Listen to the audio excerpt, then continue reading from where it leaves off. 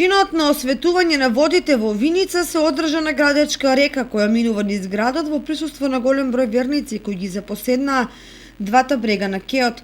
Од 10 млади верници кои скокаа во реката, најспратен и најсреќен беше Никола Евтимов кој успеа да го фати Светиот крст. Благодарам на сите на цела општина, исто така на Зегин, на општината, на Фригометал, на црквата и на здрави и среќни на сите и се најдобро. За својот подвиг градоначалникот на општина Виница му додели телевизор, а компанијата Зегин машиња за перење. Овој голем христијански празник, Богојавление и водици, продолжи вековната традиција на положување на крстот во светените води.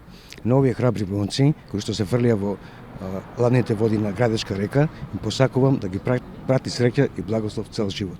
На момчето кој што го фати крстот, Никола Евтимов, од општина Виница, му подаривме пригоден подарок.